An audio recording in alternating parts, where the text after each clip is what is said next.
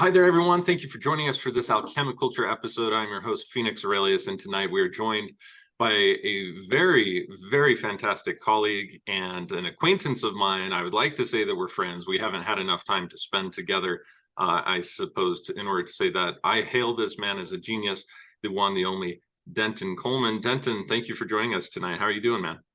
Doing very well. Thank you so much for having me, Phoenix. Yeah, you're welcome, man. Thank you so much for your time. I know you're a busy guy and have a lot of projects going on pretty much at any given time. So it really means a lot that you would take a minute to chat with us.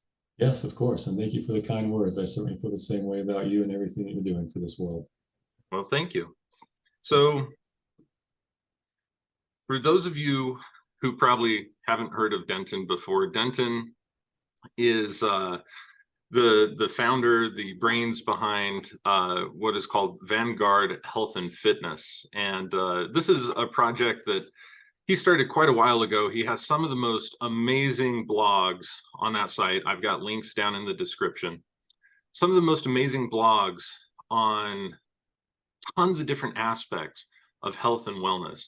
And when I had met Denton, he had already, been studying and publishing. I mean, he had so many published ebooks.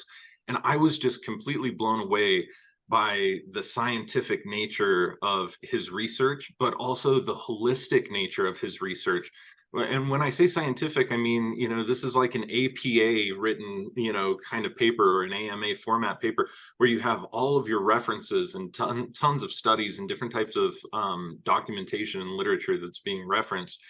And then being able to put things together in a way that is just completely unique. And when I met you, Denton, you were actually working with Dr. Randy, whose last name is Roberts. Is that right? Correct. That's right. Right. And we had a couple of mutual acquaintances. And basically in our area, anybody who wanted to do just about anything holistically ended up in Dr. Randy's office in northern Utah. I mean, the guy is amazing. He has a little bit of Chinese medicine background and kinesiology and low-level laser stuff and facial release. And I mean, you name it, he does it. So it was cool when we first met, because you had the opportunity to actually see in a clinical environment and to observe such a very holistic perspective of medicine. And then you are also a fitness coach, right? Correct. Yes.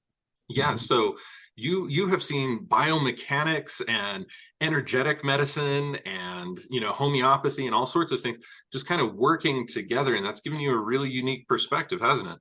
It really has. I started out as a personal trainer when I was attending Weber State.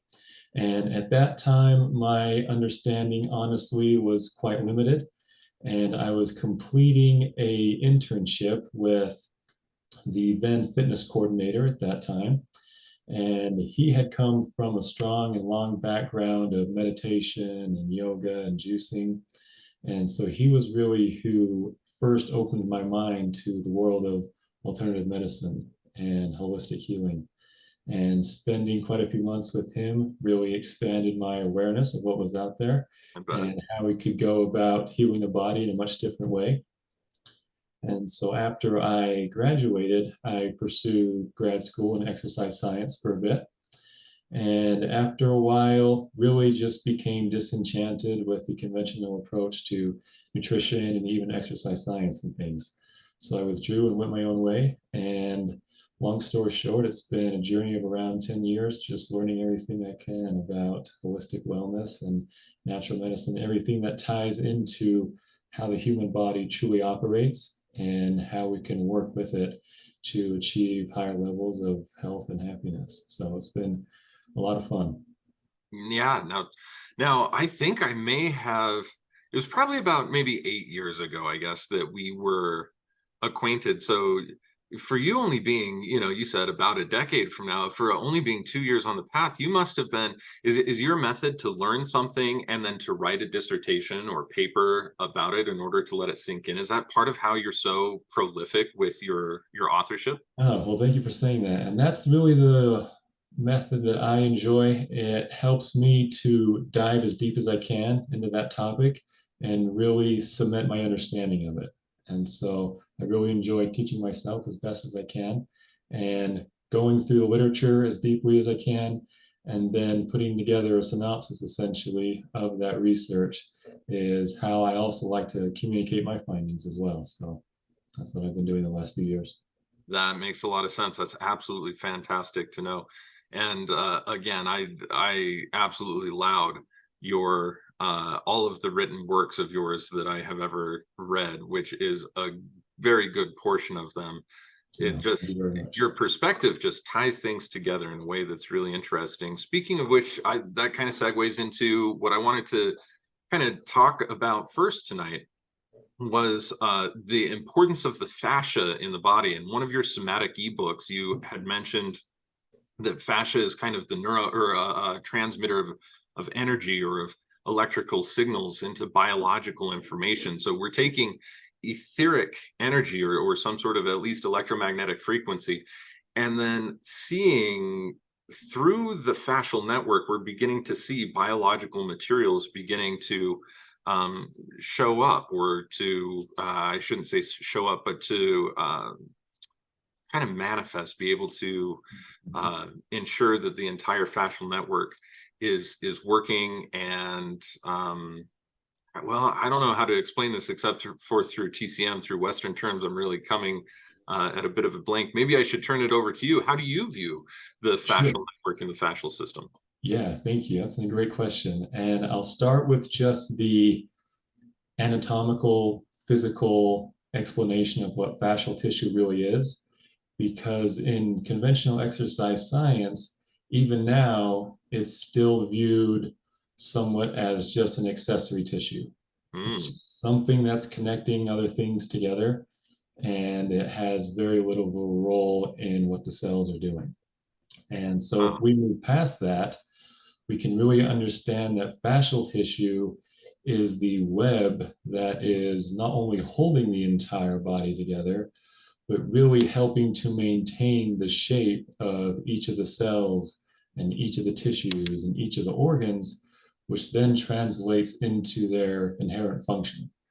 And so when we have aberrations in the architecture of the fascial tissue, even just on a very physical level, then we start to get changes in how the tissues are massaged and how blood flow is being delivered to the organs and how waste is being expelled. And even going a little bit beyond that, and we have changes in how the nervous system is communicating with those tissues and how well the endocrine system is sending signals and things like that. So even just looking very physiologically, fascial tissue is, in my mind, a large master controller for what the body does and how it is able to handle aberrations to the left or to the right and then return to a state of homeostasis. So it's great that it's very malleable, but there can also be, for instance, traumatic imprints that are Mhm. placed within the tissue that can reside for a very long time. And that's something that an energy worker might go one way about resolving, and a massage therapist might go another way working, but they're still working with the fascial tissue to some degree. So getting beyond the physiology, I feel that, there's some work that's been looked into by some researchers out of Stanford and as well out of Russia, who are understanding that the chromosomes inside the cells are operating as scalar antennas, and that these chromosomes also emit laser light, very coherent light that the cells and tissues at large are using as a communication interface. So zooming out a little bit, the fascial system, in my opinion, helps to provide a map, that communication that the chromosomes are doing with the scalar waves that are around us and how that's translating into a biofield organization for the entire body and then entire organs and tissues and getting down to the subcellular level even. So it's a great research focus getting into fascial tissue. You could probably study it your whole life and continue to learn new things. And what really began my interest in fascial tissue was looking at what is now termed the mechanome, which is the plethora of mechanical forces that is transmitted through the body including fascial tissue, and then getting into tendinous and ligamentous and muscular tissue, and how just these physical mechanical forces are actually changing how the cells are functioning, and even getting further into how your DNA is being expressed, how genes are being silenced or turned back on, and looking at how the very complex genetic program is tapped into and utilized very intelligently just with mechanical signals alone. Mm. So looking at that, that provides a whole world for manipulating the body and its health just from being a personal trainer and going through a very functional movement correctly. Or you could be a massage therapist. We're going to release this tissue or that tissue. Doing something that seems so simple, we're actually getting all the way to the level of changing how the genetic code is being expressed. And for me, that was a fascinating insight when I first started researching the mechanome. And that research has exploded. I think one of the major pioneers was Dr. Donald Ingber out of Harvard at that time. And he began publishing a lot of research on the cytoskeleton. So this fascial network, if we think that it's something that envelops the entire body, there are subsystems that shrink down to the organs and tissues and the cell, and then getting all the way into the nuclear skeleton as well. So we're somewhat aware that all of the components of the body are connected, but with this entire fascial matrix, to some degree, literally every cell in the body is connected to every other cell through a physical connection. And I think that's very important to understand, both in the energetic side of things and the anatomical side of things, that this matrix serves as not only a communication vehicle, but a mechanism through which not only are we able to connect with, if I may, the rest of the universe via the ether and the quantum vacuum, but we're also able to connect with every cell that's in the body. And then coming into contact with another person, you immerse yourself in their biofield. Now there's multiple means of contact that the body has to communicate with its environment and communicate with itself. So why I think that's really important is just that there are so many means by which healing can be induced, information that is ideal can be introduced into the body and focused. And the fascial matrix is one of the largest in being able to be accessed through multiple mechanisms. Yeah, well, that's really fascinating. In fact, let's talk about this, or where I would like to direct this conversation to is around the concepts of Chinese medicine or acupuncture, acupressure, etc. Because it's oftentimes said that within Chinese medicine that emotions can cause problems in major organ sets, those organ sets being partially physical, but they're mostly energetic systems inside of Chinese medicine that, it was talked about in lots of different ways, but kind of the more standard way of traditional Chinese medicine today is talking about, you have, say, lung meridian, large intestine meridian, small meridian, etc. When we have different emotions, let's say like with worry and the spleen meridian tends to be not so functional or so operational.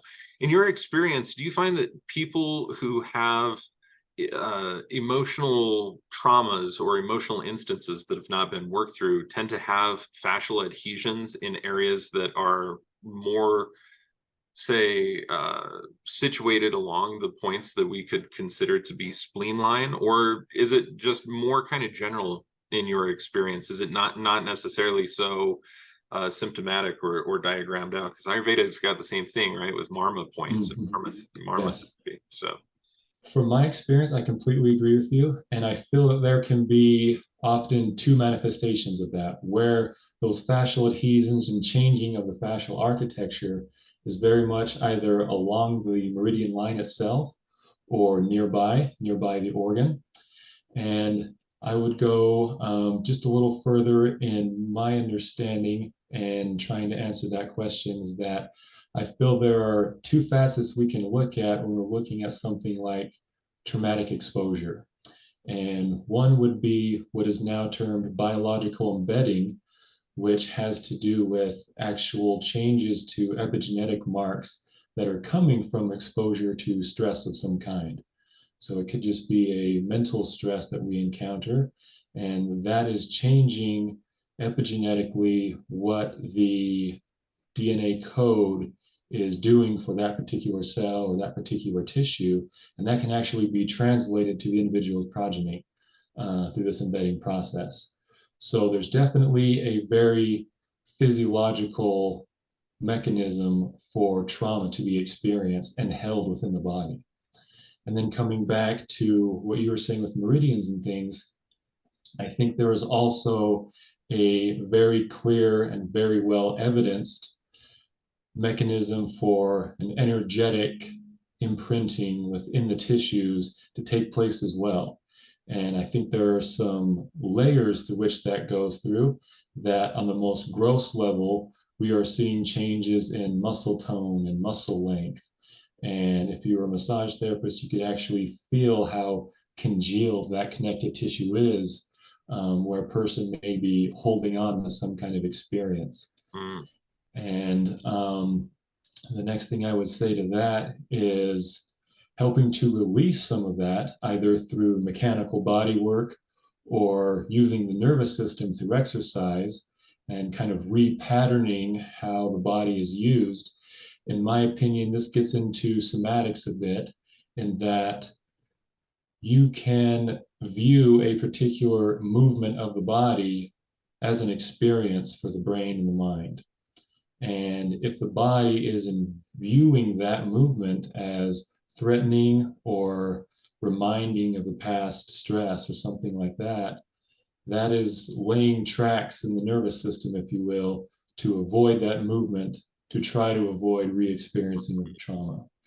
So that kind of trauma can be released, in my opinion, either through movement and correct functional exercise. It can also be released through mechanical therapies, hands-on things, and then from the energetic side of things as well. And so, there is so much evidence, regardless of what lens you're looking through, for something like trauma or stress to be actually held and remain in the body for many years even.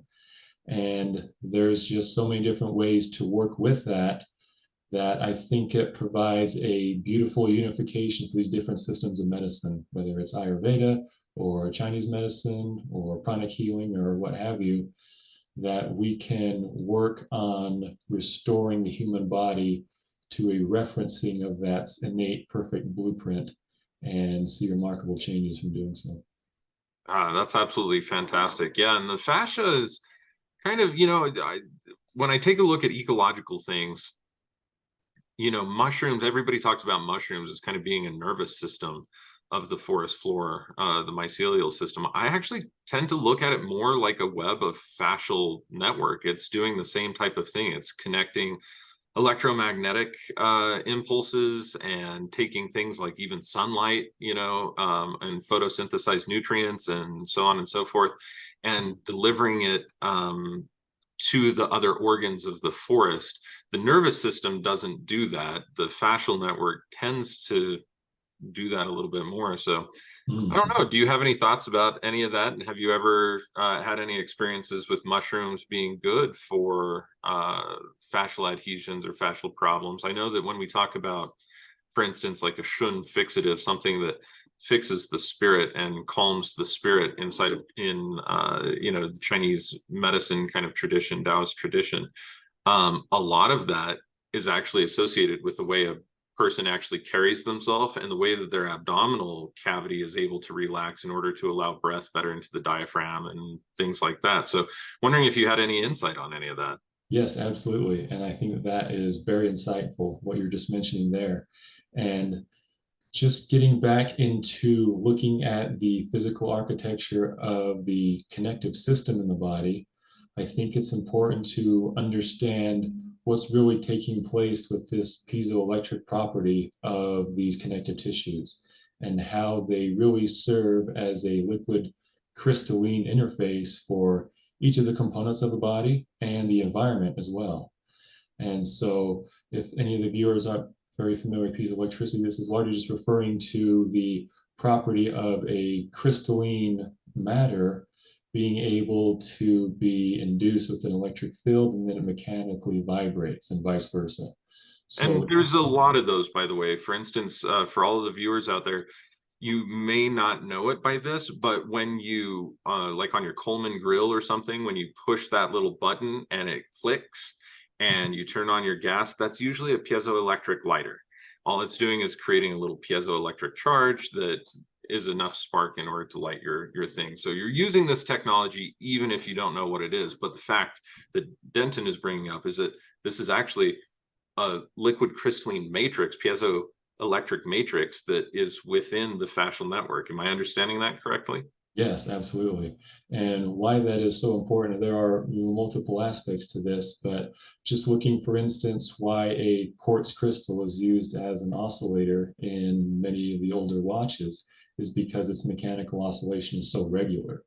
And why this can be great for a transductive mechanism in the human body is that those liquid crystalline tissues can be made to oscillate very regular as well. And they are designed to, that there can be aberrations embedded inside them through inflammation and toxicity and the way we're thinking and the way we're feeling and things like that. So not only is the human body really a conglomerate of crystalline tissue, but that also provides an avenue to use mineral crystals in healing, and starting to explain some of their effect and why they can be helpful. Sometimes they're poo-pooed and looked at as maybe pseudoscientific or something Right. like It's that. too It's the same woo-woo for mechanism. some people. Yeah. Yes, absolutely. The same thing it's doing in your watch is doing for healing and helping to reestablish normalcy in the vibrational patterns of these tissues. And that helps to bring the tissue, the organ, the cell back into regularity where it's able to respirate, it's able to breathe well like it's designed to, it's able to receive nutrition and get rid of what it doesn't need. It's able to communicate with the rest of the body, the nervous system, the endocrine system. And so there's great validity to that. But aside from just being a scaffold, I tend to think that if we were to look at the musculoskeletal system, we forget that if we don't have all this soft connective tissue, then we'd be just a pile of bones on the floor. Right? Yeah. And so, even getting into something like chiropractic, we're working on the spine specifically, but we also need to look at the soft tissue around the spine and the rest of the body. Why is that segment of the spine twisted or jammed, for instance? Mm-hmm. And what does that translate to with neural flow through the spinal cord and communication through the rest of the body? So this crystalline property of the tissue, I think, is pretty paramount for understanding not only how different disease states can arise in different parts of the body or at large, but also how we can go about ameliorating some of those things using the same mechanism, making the crystalline state work for us, Yeah.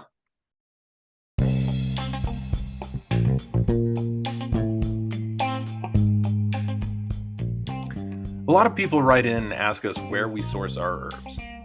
Well, some of them I grow or wild harvest myself, others I pay to do the same thing for me.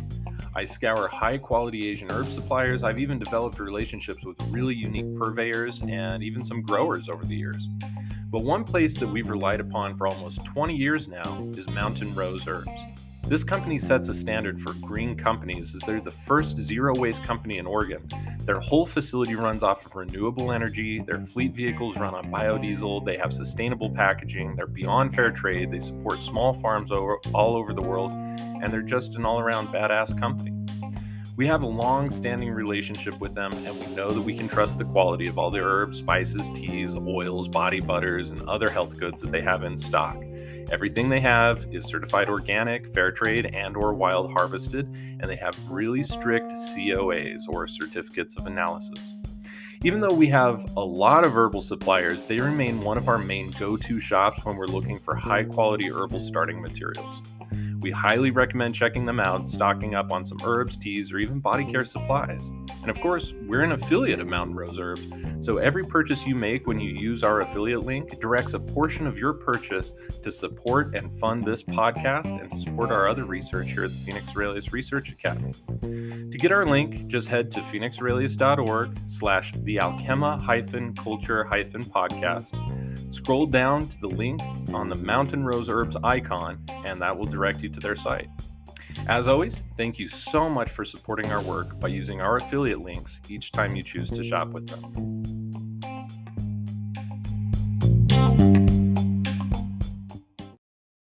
So, in your experience, or maybe even as an idea or a theory, wherever you sit with that in your contemplative process here, something like acupuncture, when we are getting in, because I've told everybody for a very long time, there are many different Chinese acupuncturists that kind of disagree with me here.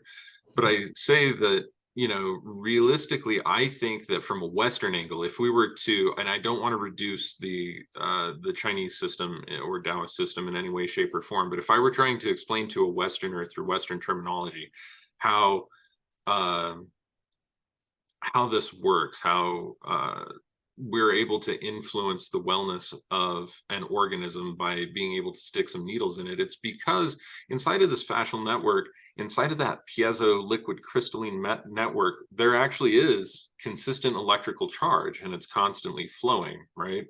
And it seems like you can do this with a lot of different types of things. In fact, they didn't always use steel needles the way that they have today, but you can utilize steel needles inside of a fascial network in order to bring electricity and blood flow to that area, and in order to be able to influence it. So depending on how you needle too, you can either suppress that particular site if it's receiving too much energy and damming up or building up too much. You can release the energy flow from it, and you can also use it to connect a couple of different points together in order to be able to harmonize their flow. And so what does that really mean? I mean, we have, like you said, I can't say incontrovertible necessarily, but it's the very next step down from incontrovertible evidence showing that acupuncture, when done properly and for the patient, not just, kind of textbook, this person has this needle this, but when you do it actually to the individual, you can see enormous changes, even in their vitality, but especially in the way that they hold their body. These changes usually aren't, it's not a one and done type of thing. They have to learn through diet, through exercise, through movement, through different types of things to be able to nourish those meridians, right? And the fascial network, it's interesting, and maybe this can segue into another topic, because the fascia tie in so deeply into our movement. We need to think about, for instance, our caloric intake and our nutritional intake. Did we get enough vitamins? Did we get enough minerals? But we also need to take a look in, did we get enough movement, varieties of movement, et cetera, because that also informs the fascial network. It informs the muscles. It informs just about everything, actually. Wouldn't you say? Yes, absolutely. I completely agree with you. And that kind of comes back to that mechanism that I mentioned earlier, in that there's not only the physical or chemical nutrition that the body relies upon, like you mentioned, but there's also the mechanical nutrition that the body relies upon. And that's not only informative or a kind of communication for the body, but it's really, in my opinion, especially if we're tying this to something like acupuncture, it is opening channels for what I might say extra physiological energy to come into the body and to be exchanged with the rest of the universe in a way.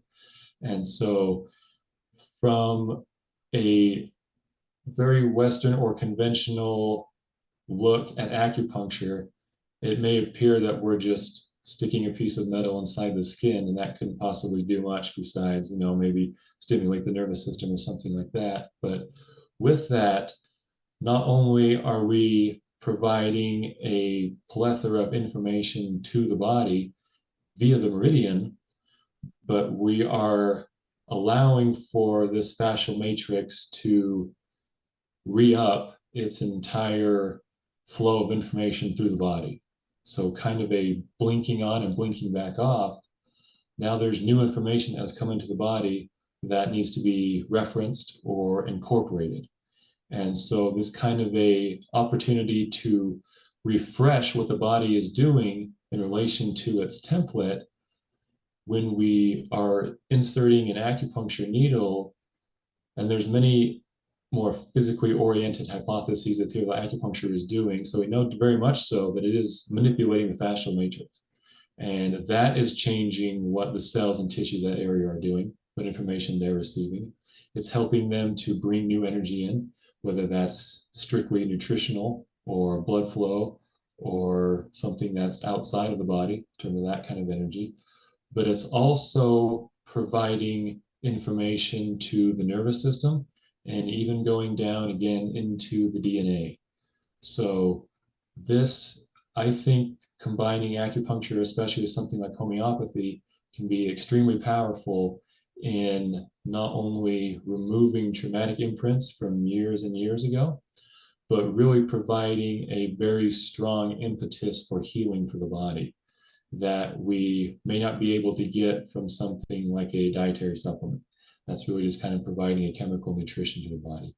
We're providing movement information, movement nutrition. We're providing chemical information. We're providing electromagnetic information, and allowing for these different levels of energy to be transferred in and out of the body. And now the body has a new opportunity to accept something new, in my opinion. And I feel that that can really go a long way towards someone's healing, especially if they've found themselves in a rut of chronic disease or a chronic state of feeling unwell or not being happy or what have you. Let's talk about that. Let's talk about some of these chronic diseases and their link to epigenetics and how innocuously they could actually be tied into emotional patterns, traumas, movement or lack thereof, or compounded, even if their issues maybe aren't even sourced in movement deficiencies. Let's talk about it like that. Oftentimes they can compound the intensity of a condition, right? So like we talk about what is it, MTHFR C677T, right, expression. The stops methylation in a lot of different cases, and it provides a host of different food sensitivities and things like that to an individual.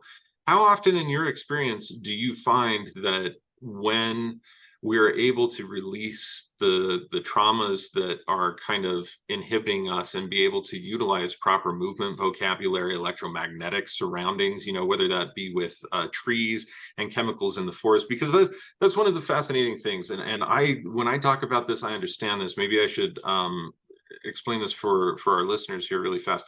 When we talk about scent or hormones, we can talk about it as a chemical, but we can also talk about it as vibration, because all of those things are electromagnetic vibrations. In fact, many of our hormones register, and plant hormones too, on the infrared spectrum of the EM spectrum, right? So with that being said, when we are out in the forest and walking around and you smell the decay of the leaves, or when you smell, here we are in the desert in Utah, on a hot summer day, you can smell the rabbit brush and the sagebrush and all of these piney resinous materials, the gumweed and whatever else, having their volatiles evaporate into the air.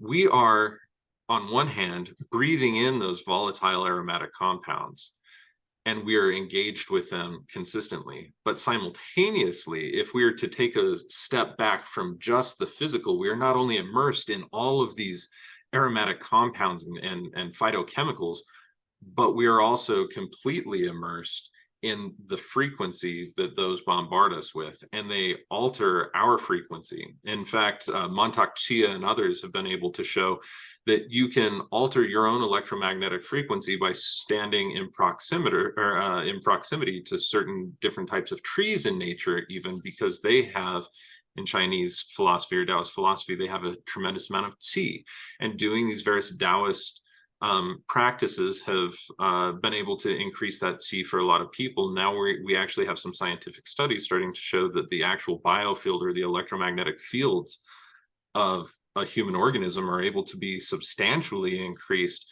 with just 10 to 15 minutes sitting at the base of a tree in kind of quiet contemplation and awareness.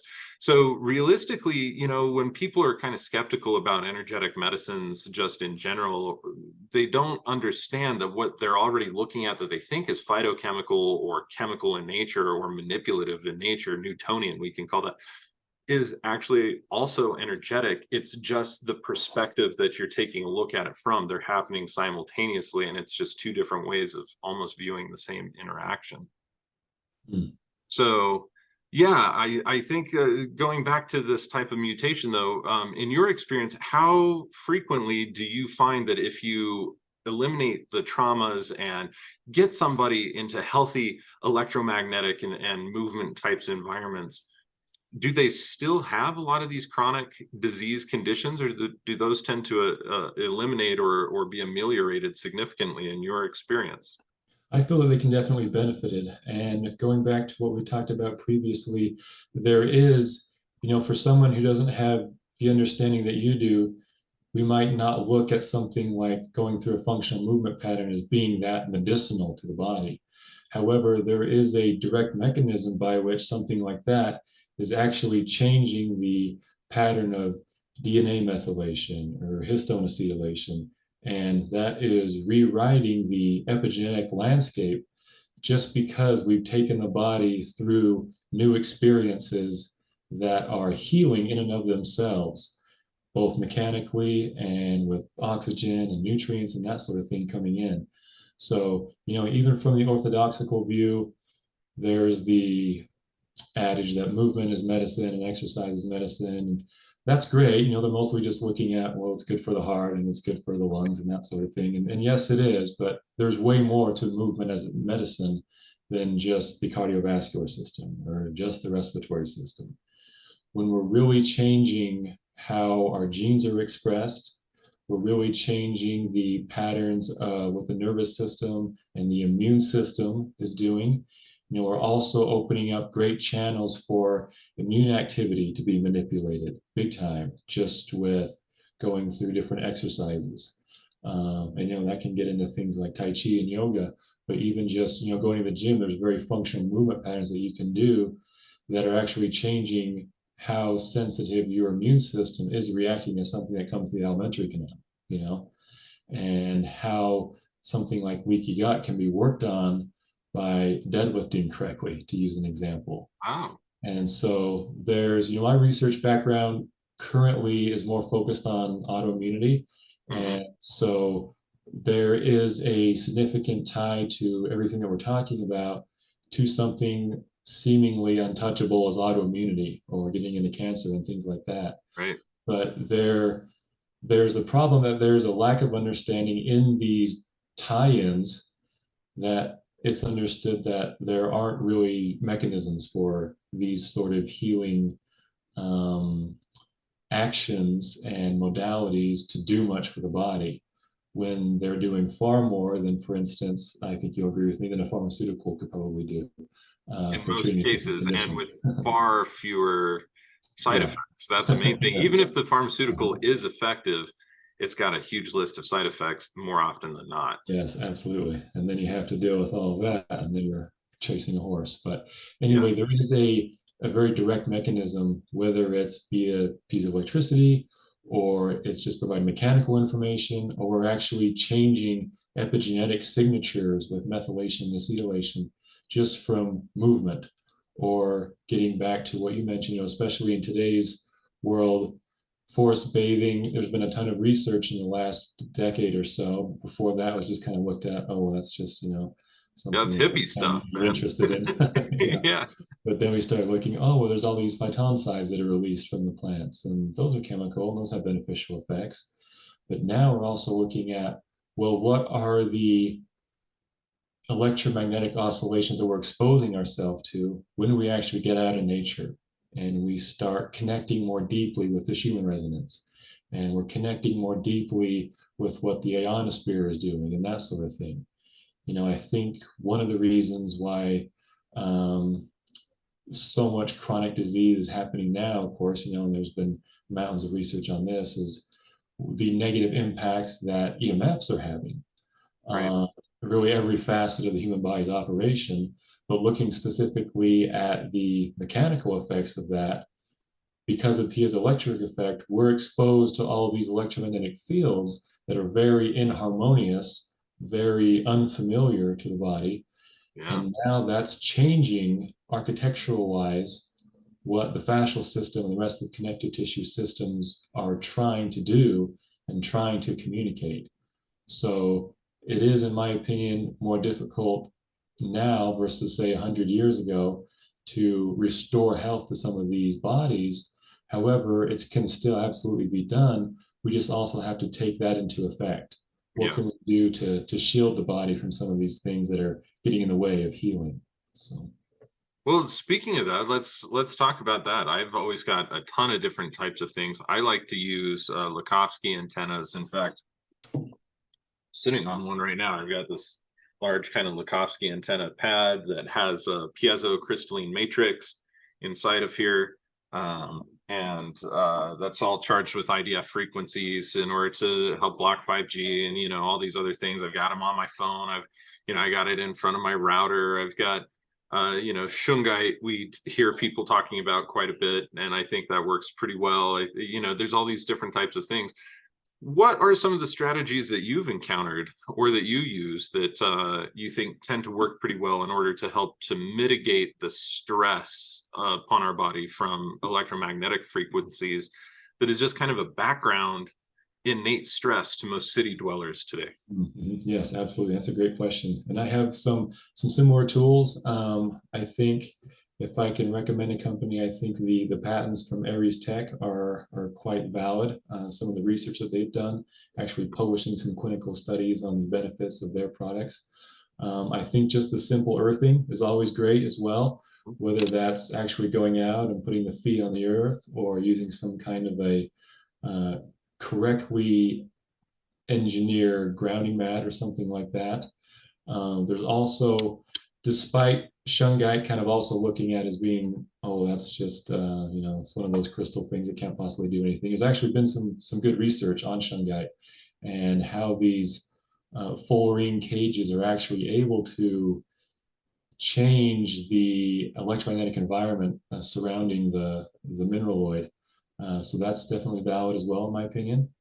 And then I think the last kind of tool that's looked at somewhat informally, I think, and that would be different crystal pyramids, the pyramidal geometry.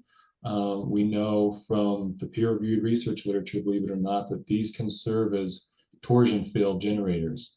And by actually changing the architecture of the quantum vacuum around the pyramid, we are creating an opportunity to, in a way, deflect some of these very inharmonious EMFs that we're exposed to.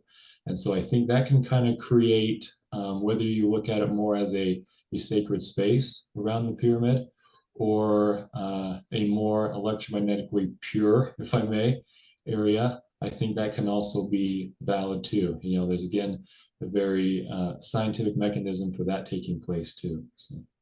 Nice, very cool. Let's see. We have already kind of talked a little bit about how movement literally translates into medicine for the body. I think that is one of the most important concepts that we really want to get across to a lot of our listeners today, because we are at this point in time where people are more sedentary than I think ever before, and we're encountering a very steep incline in our rates of disease all the time, and people are so fast to say, oh, you know what, it's 5G, or oh, you know what, it's like, well, you were sick a long time before 5G came along. And we try and pin it on just one thing. And in my experience, it's actually a barrage of different things. And, we really kind of need to dive into the concept of epigenetics and how vital and how necessary it really is to understand that, because the principle of it and what we can actually see by epigenetic change, as far as all of the studies that I've taken a look at, is that it's not just your physical surroundings, your physical environment, or what you're physically putting in your body by way of food, supplementation, beverage, etc., that is altering your epigenetics. It's like Denton is saying, like your movement, your traumas, all these things are absolutely informing the genetic code. And in my experience, and I have to say, this is kind of going to be out there for some folks, and I don't know that I can prove it yet. But what I see time after time after time is that when we see global diseases, or we can call them pandemics, epidemics, etc., what oftentimes we're looking at is that our planet has sustained damage to itself in such a way that all of the other organisms that live on this planet have to adapt to that change. And so we may not even see it. Classic case, we're going to talk about that nasty respiratory disease that came through and shut things down a couple of years ago, just really quickly. What I want to say about that is that my research showed that for the last 5 to 10 years before that, unprecedented amounts of deforestation were happening globally, either due to forest fires or just due to, slash and burn agricultural techniques, especially in the Amazon. We started to see 2 years ago, we started to see Siberia and a lot of its trees burning. We've had the boreal forest burning for a long time, and more of it in Canada this year.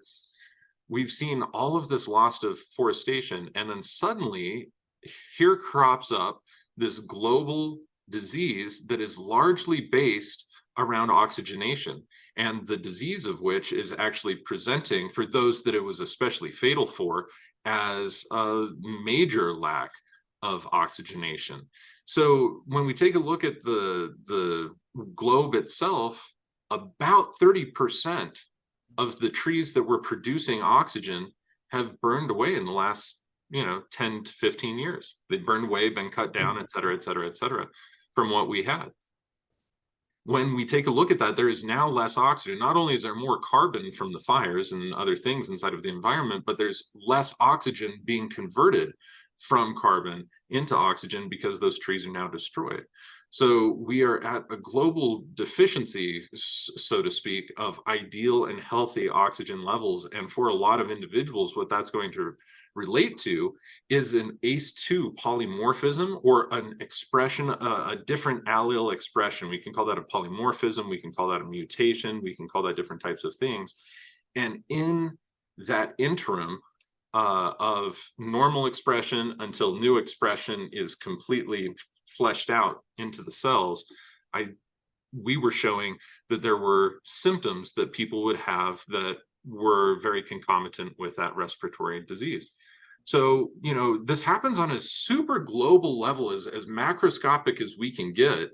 Our environment globally is impacting us. Our environment, statewide, countrywide, et cetera, like everything mentally, emotionally, multidimensionally is having an impact on the way that we express ourselves as human individuals. And I think if I had to say that's what is the most important point for the layperson to understand about epigenetics, I think that would probably be the essence I would want to respond to, because everybody's like, oh, why am I getting cancer? I've never smoked a day in my life. Why do I have lung cancer? Well, there's so many different types of stresses and different types of effects that are out there. You just have to look at your surroundings, your emotions around things, your other things, and then you can begin to see what created that environment that caused cancerous conditions, for instance, or chronic conditions of any sort, really, to begin to pop up. You can really begin to trace it back when you look at the whole lifestyle, not just diet, not just exercise, the whole lifestyle, very, very, very, very holistically. So yeah, in fact, I'm curious, Denton, what would you say would be the most important aspect of epigenetics that you would like to get across to just the common layperson?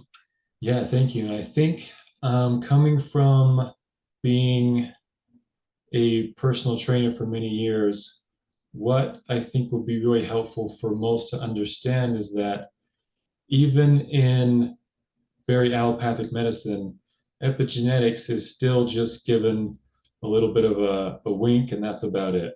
You know, it's still very fixed in the mind of most that we have this genetic program, it's unchangeable. That's what you got from your parents, and you're either going to be healthy or unhealthy one day, basically. When on top of that, not only within the genetic sequence, we used to think that that was quite fixed, but we know with jumping genes and transposons that that sequence is actually quite malleable. And there is an overseer for that malleability, and that could be looked at as the epigenetic landscape, which 24/7, 365 is communicating with your environment. It's interfacing with your thoughts and your emotions and your diet and how you're moving your body, how well you're sleeping, the electromagnetic environment of your home, and everything like that. So with epigenetics, we have so much power to really change how the human body is operating, for better or for worse. But that really equips us with a wide variety of tools in our toolbox.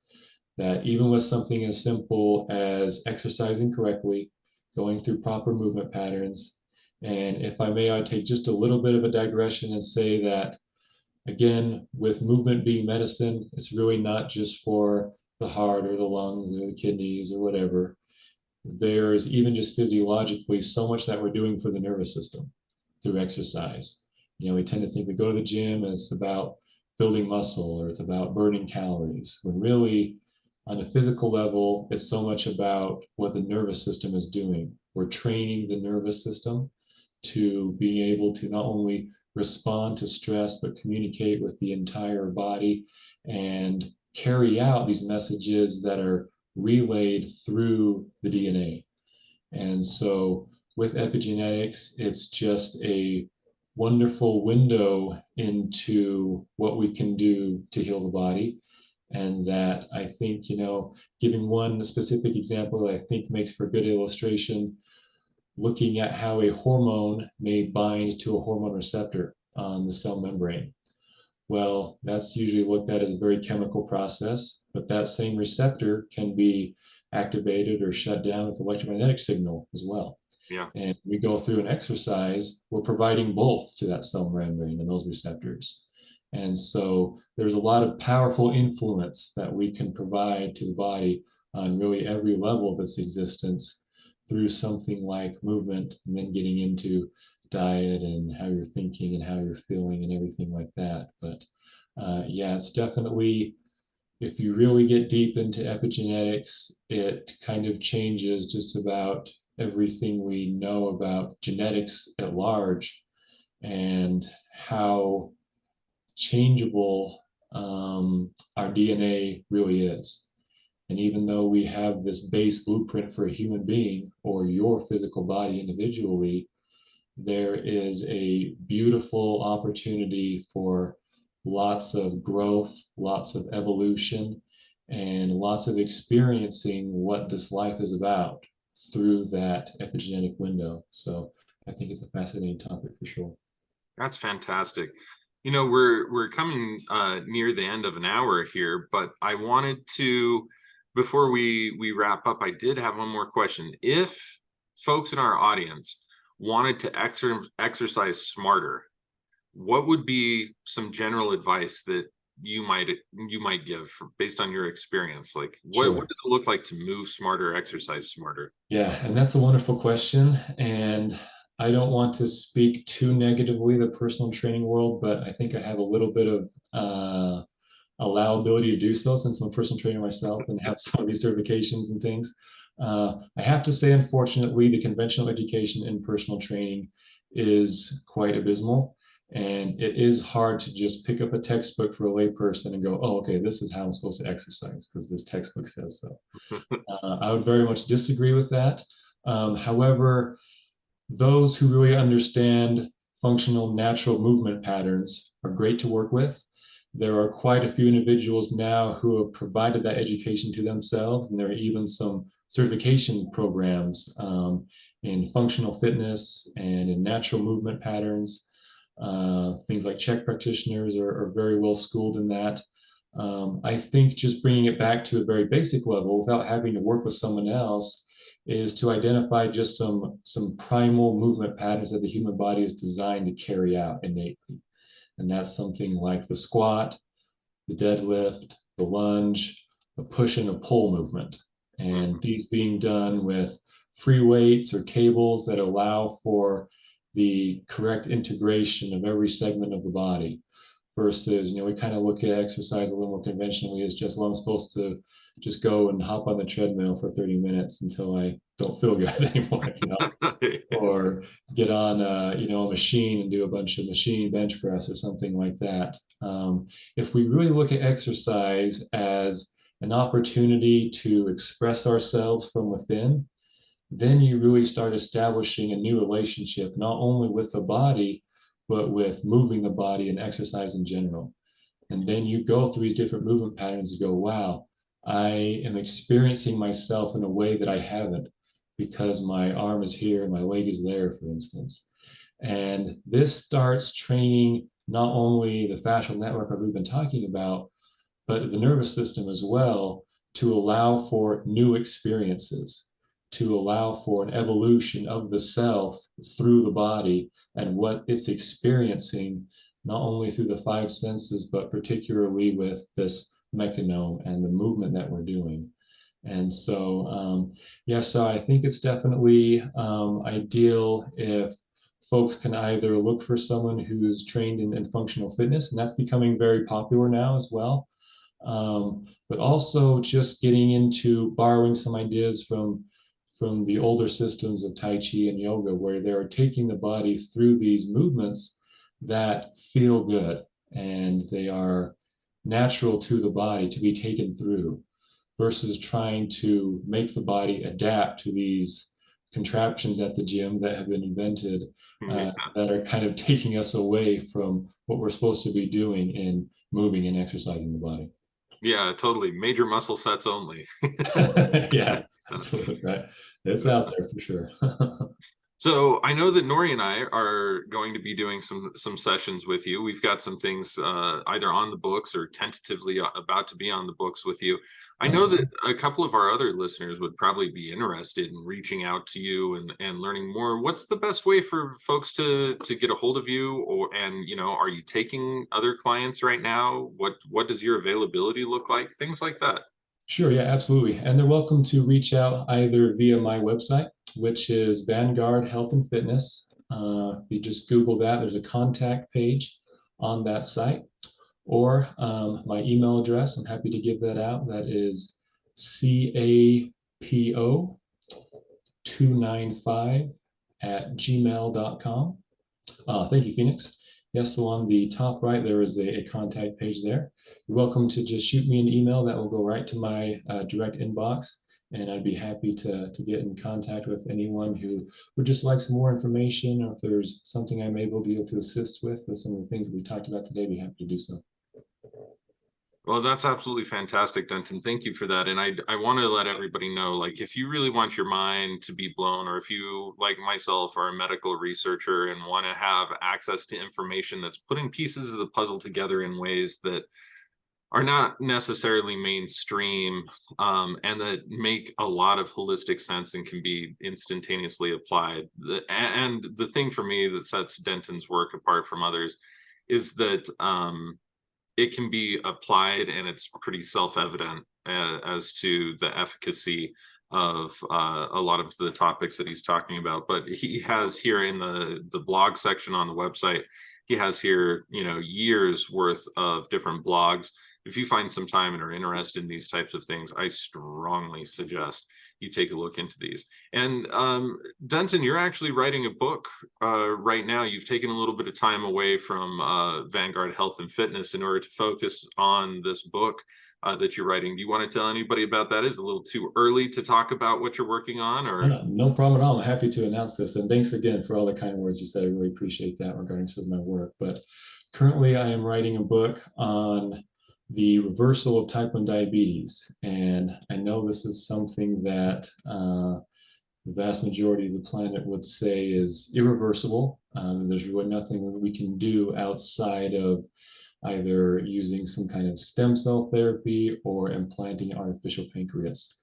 But you would be blown away by the research that has been presented in the literature over the last decade or so of how we can actually get the immune system to stop attacking the pancreatic beta cells that make insulin, a major deficiency in type 1 diabetes, and allow for these beta cells to regenerate.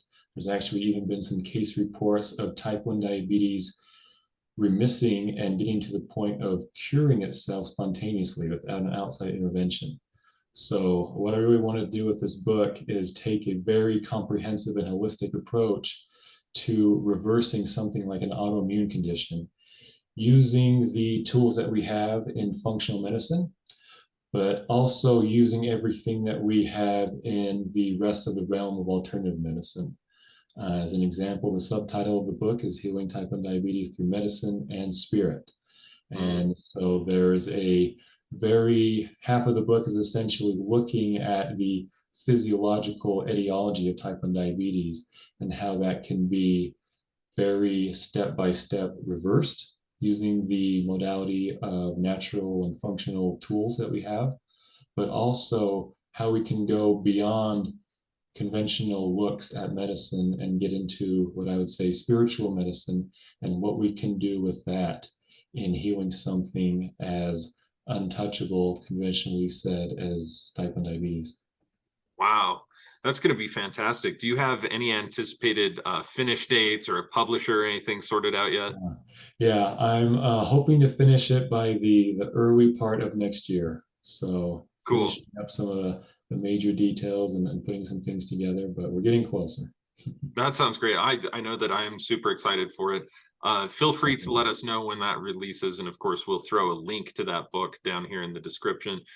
For all of you guys listening, I want to thank you for all of your time. Thank you for joining us for this Alchemi-Culture podcast. I will have all of the links that we've mentioned down in the description below. If you have other questions for Denton and would like to maybe engage with him more, feel free to go over to his website.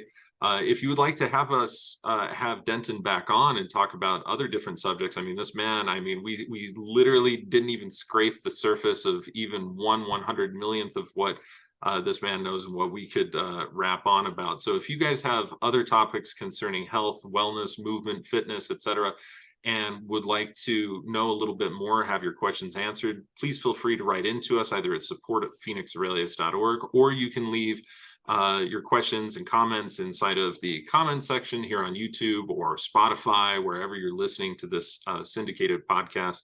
And we would love to do that because, like I said, some of my very, very, very favorite information over the past 5 to 10 years has come from Denton, and I want to share that with the world and share that with you. So at any rate, Denton, once again, thank you so much for joining us, brother. It's really been a pleasure. It always is. Absolutely. Thank you very much for your time, Phoenix. I really appreciate it. And likewise, always a pleasure, always an honor. Excellent. Well, thank you so much. And everybody at home, have a very good one. Until our next Alchemi-Culture episode, stay safe and have a good time. We'll talk to you soon.